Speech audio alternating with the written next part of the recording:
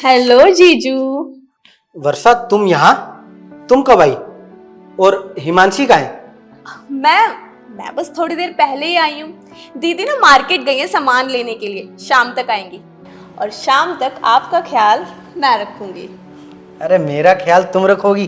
तुम तो मेरी मेहमान हो ना, ख्याल तो मैं रखूंगा तुम्हारा। आप कहाँ रखते हो मेरा ध्यान? तुम ठीक हो ना? नहीं, मैं बिल्कुल भी ठीक नहीं हूँ। बताओ फिर क्या हुआ है? मुझे आपसे प्यार हो गया है। वर्षा, तुम पागल हो गई हो क्या? तुम्हें पता है ना कि मैं तुम्हारी बहन का हस्बैंड हूँ, तुम्हारा जीजा हूं मैं। हाँ मुझे पता है, फिर भी मुझे आपसे प्यार हो गया है। वर्षा प्लीज तुम दूर रहो। देखो, अगर हिमांशी को ये बात पता लग गई ना, तो तुम्हें बहुत अच्छे से पता है कि वो पूरी जिंदगी तुमसे बात नहीं करेगी। अच्छा, और बताएगा कौन उन्हें? मैं बताऊंगा। क्यों, आपको मैं अच्छी नहीं लगती क्या? देखो वर्षा, तुम अच्छी हो और बहुत अच्छी हो, लेकिन मैंने तुम्हें कभी उस नजर से देखा ही नहीं है। अच्छा, तो अब देख लो। नहीं देखना मुझे, ना कल देखा था, ना आज देखना है, और ना आगे कभी देखना है। क्या है, दुनिया के सारे जीजू ना अपनी साली के पीछे पड़े रहते हैं और मैं आपके पीछे पड़ रही हूँ, तो आप मुझे दूर कर रहे हो। मुझे कोई फर्क नहीं पड़ता यार कि दुनिया क्या सोचती है। मैं क्या सोचता हूँ बस मैं जानता हूँ, और मैं बस इतना सोचता हूँ कि तुम मेरी वाइफ की बहन हो, और इससे ज्यादा कुछ नहीं। पर मैं तो सोचती हूँ, मैं तो शुरू से अपने आप को ना आपकी आधी घरवाली मानती हूँ। यार क्या बकवास कर रही हो तुम? मैं बकवास नहीं कर रही, मैं सच बोल रही हूँ। साली आधी घरवाली, तो बस फिर। जरूर वो कोई घटिया इंसान होगा जिसने अपने फायदे के लिए ऐसी गंदी कहावत कह दी, और शुक्र है कि ये नहीं कहा कि देवर आधा घरवाला होता है। देखो, जब पति का भाई बेटे जैसा हो सकता है ना, तो बीवी की बहन आधी घरवाली क्यों? जीजू, जब मुझे कोई प्रॉब्लम नहीं हो रही तो आपको इतनी प्रॉब्लम क्यों हो रही है? क्योंकि मैं तुम्हारी बहन से प्यार करता हूँ, और मैं तुम्हारी बहन को धोखा देने की वजह ना मरना पसंद करूंगा। इतना प्यार करते हैं आप दीदी से? हाँ, और तुम्हारे लिए भी ये अच्छा होगा, जो तुम्हारे सर पे ये भूत चढ़ा हुआ है ना, इसे उतार दो। वरना अगर तुम्हारी बहन को पता लगेगा ना, तो जिंदगी भर वो तुमसे बात नहीं करेगी, और तुम उसकी नज़रों में ना हमेशा हमेशा के लिए गिर जाओगी। और ये जो सब अभी हुआ है ना, इसे यहीं ख़त्म कर दो।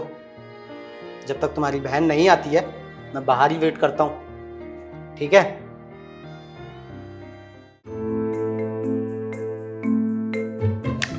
अरे वाह दीदी, मान गई। जीजू आपसे बहुत प्यार करते हैं। देखा, मैंने कहा था ना कि तेरे जीजू मुझसे बहुत प्यार करते हैं और मेरे लिए बहुत लॉयल है। देख लिया ना, हो गया साबित। अच्छा चलो, जीजू को चल के अब सब सच बता देते हैं। हाँ चल ना, आजा। मुकुल। हिमांशी, तुम यहीं थी? तुम मार्केट नहीं गई? हाँ, मैं अंदर ही थी और अंदर मैंने सब कुछ अपने कानों से सुन लिया। लेकिन ये तो कह रही थी कि तुम मार्केट गई हो। मैं समझाती हूँ मैंने ऐसा क्यों किया। एक्चुअली वर्षा की दोस्त है, उसके पति ने ना अपनी साली के साथ मिलकर उसको चीट कर दिया। बेचारी बहुत दुखी थी। उसी की कहानी इसने मुझे बताई, और इसने बोला कि सारे मर्द एक जैसे होते हैं। मैंने कहा नहीं, सारे मर्द एक जैसे नहीं होते। मानने को तैयार ही नहीं थी। तो मैंने कहा कि मेरे पति तो बिल्कुल भी ऐसे नहीं है, लेकिन ये थी कि मेरी बात पे यकीन ही नहीं कर रही थी। बस इसको यकीन दिलाने के लिए मैंने ये तुम्हारा छोटा सा लॉयल्टी टेस्ट लिया। हिमांशी, तुमने किसी और को भरोसा दिलाने के लिए मेरे भरोसे का लॉयल्टी टेस्ट लिया? देखो, मुझे तो तुम पे पूरा भरोसा था, लेकिन अरे यार क्या यार हिमांशी, तुमने किसी और का भरोसा दिलाने के लिए हमारा रिश्ता दांव पे लगा दिया। तुम खुद बताओ, क्या होता अगर हमारे रिश्ते में आज कुछ हो जाता तो? नहीं, मुझे पता था कि तुम मेरा भरोसा कभी नहीं तोड़ोगे। तुम्हारा भरोसा अगर आज टूट जाता, तो साथ साथ हमारा घर भी तो टूट जाता ना। मुझे तुम पे पक्का यकीन था कि तुम कभी भी कुछ भी ऐसा नहीं करोगे जिससे हमारा रिश्ता टूटे या मुझे हर्ट हो। लेकिन मैंने कभी नहीं सोचा था हिमांशी कि तुम मेरे साथ ऐसा करोगी। देखो, आई एम रियली सॉरी। मुझे नहीं पता था कि तुम्हें इतना ज्यादा हर्ट हो जाएगा। मैं जानती हूँ कि तुम मुझसे बहुत प्यार करते हो, और मैं भी तुमसे बहुत प्यार करती हूँ। I am really sorry. मैं आज के बाद ऐसा कभी कुछ नहीं करूंगी, मुझे माफ कर दो। लेकिन हाँ जीजू, आज मैं मान गई, हर मर्द ना एक जैसा नहीं होता। लेकिन आज ना मैं बहुत प्राउड फील कर रही हूँ कि मेरे जीजू बाकी लोगों से बहुत अलग है। अच्छा लो, कान पकड़ के सॉरी। ठीक है, लेकिन आज के बाद ना ऐसा कुछ मत करना। हाँ पक्का प्रॉमिस। अब तो माफ कर दो।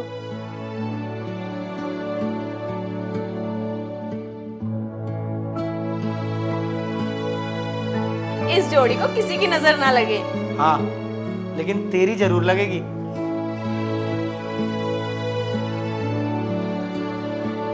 भाभी, मैं ये चाबी, ये कुछ पैसे लेके जा रहा हूँ। अरे अरे, गाड़ी की चाबी नीचे रखो। लेकिन भाभी, रखो। और ये पैसे भी। तुमने समझ क्या रखा है इस घर को? तुमने इस बारे में अपने भैया से पूछा अगर उन्हें गाड़ी की जरूरत होगी तो? भाभी, आज मेरे मेंस का एग्जाम है, मैं लेट हो रहा था इसलिए मैं गाड़ी की चाबी ले जा रहा था। तो क्या हो गया, एग्जाम है तो? और कितने एग्जाम दोगे देवर जी? कुछ कमाना धमाना है कि नहीं है? क्या हुआ, बुरा लगा? अगर इतना ही बुरा लग रहा है ना तो जाके पैसे कमाओ। कब तक अपनी भैया की गाड़ी की चाबी लेते रहोगे? अगर तुम्हें एग्जाम देने जाना है तो इतने सारे साधन है तो ऑटो से चले जाओ, बस से चले जाओ, मेट्रो से चले जाओ। जरूरी तुम्हें भैया की गाड़ी की चाबी लेके जाना है? कमाना धमाना है नहीं, गाड़ी की चाबी चाहिए इन्हें। आई एम सॉरी भाभी, मेरे पास 100 रुपये पड़े हैं, मैं बस से चले आऊँगा। क्या हो गया भाई? देवर और भाभी में ऐसी क्या बात हो गई जो देवर जी को अपनी भाभी से माफ़ी मांगनी पड़ गई?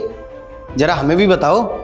वो कुछ नहीं भैया, आज मेरा एग्ज़ाम है ना, तो एग्ज़ाम की प्रिपरेशन थोड़ी कम हुई है, तो इसलिए मैं भाभी से माफ़ी मांग रहा था। अरे छुपा क्यों रहे हो? सच बताओ ना अपने भैया को।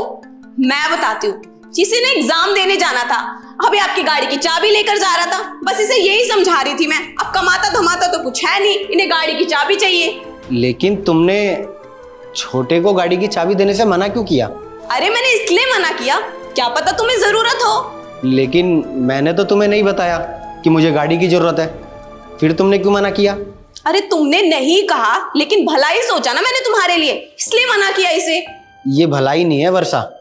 जिस तरीके से तुमने छोटे को चाबी देने से मना किया है ना, इसे कलेश कहते हैं। तुम्हारे इस एटीट्यूड के चक्कर में ना हमारा घर खराब हो जाएगा। क्या करूं मैं फिर? इसे लात मार के घर से बाहर निकाल दूं? समाज में ये बोलूंगा कि मेरा छोटा भाई निकम्मा है, नकारा है, काम नहीं करता? इसकी भाभी ऐसा सोचती है। क्या चाहती हो तुम? तुमने इसे गाड़ी की चाबी देने से मना क्यों किया? अगर इसे चाबी नहीं देनी थी तो मैं मना करता ना।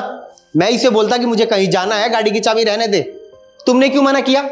इस तरीके से तुम इससे सॉरी बुलवा रही हो। तुम्हें पता है ना कि हमारे माँ बाप नहीं थे, कितनी मेहनत की है, तब जाके कामयाब हुआ हूं मैं, और इस काबिल हुआ हूं कि अपने भाई को एक अच्छे कॉलेज में पढ़ा सकूं। वर्षा, ये फैमिली ना मैंने बसाई है। अरे जो स्ट्रगल मैंने किया है, मैं अपने छोटे भाई को क्यों वो स्ट्रगल करने दूं?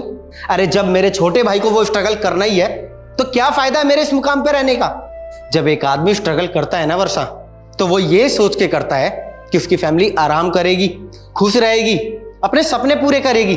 उनकी फैमिली उन पे निर्भर हो जाती है, जो उनके लिए कमा रहे हैं, उनके लिए सब कुछ कर रहे हैं। और अगर पत्नी के मन में ये सब आ रहा है ना कि उसका छोटा देवर कुछ करे, और जो ये सब कर रही हो ना तुम, ये हमारे लिए सही नहीं है। मान लो कल को इसकी शादी हो जाए, इसकी बहू इस घर में आएगी, वो ये सब देखेगी कि क्या चल रहा है, तो वो भी तो इसके कान भरेगी ना कि तुम्हारा भाई ऐसा है, वैसा है, ये करता है, तुम्हारी भाभी तुम्हारी इज्जत नहीं करती। वो अपनी जेठ से ऊंची आवाज में बात करेगी, तो तुम्हें कैसा फील होगा?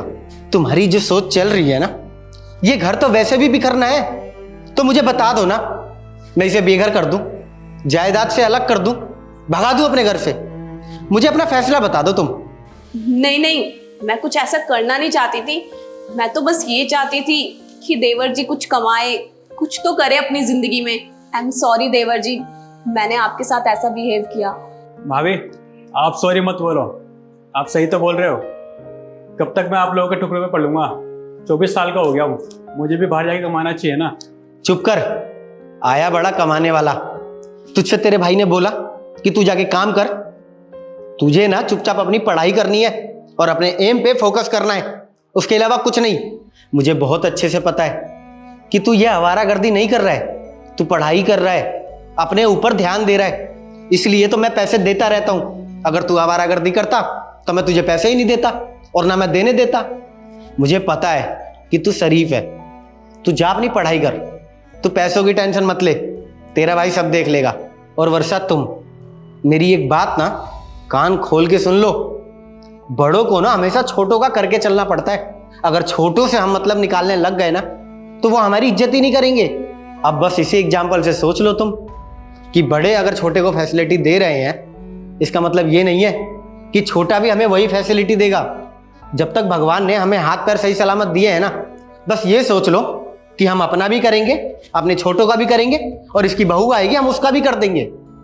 जी मैं समझ गई हूँ, मैं अब आगे से ऐसा नहीं करूंगी। अब आगे से ना ये घर के कोई भी कलेश देवर भाभी में होने नहीं चाहिए, समझ जाओ। चलो ये गाड़ी की चाबी अपने हाथ से दो उसे।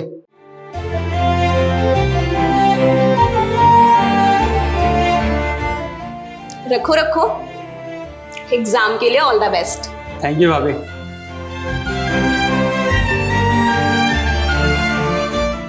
All the best. माफ करना वर्षा, मैंने तुम्हें समझाते वक्त कुछ ऐसी बातें भी बोली होंगी जो तुम्हें बुरी लगी होंगी, लेकिन ये सब बोलना ना जरूरी था, क्योंकि हमें ना अपना परिवार एक साथ लेके चलना है, क्योंकि परिवार साथ होता है तभी अच्छा रहता है। नहीं मुकुल, मैं तुम्हारी सारी बात समझ गई हूँ। मुझे ऐसा बिहेव नहीं करना चाहिए था देवर जी के साथ। आगे से मैं ध्यान रखूंगी। I am sorry. चलो ठीक है, मैं मेट्रो से जाता हूँ, तुम तैयारी करो खाने वाने की, मिलते हैं शाम को।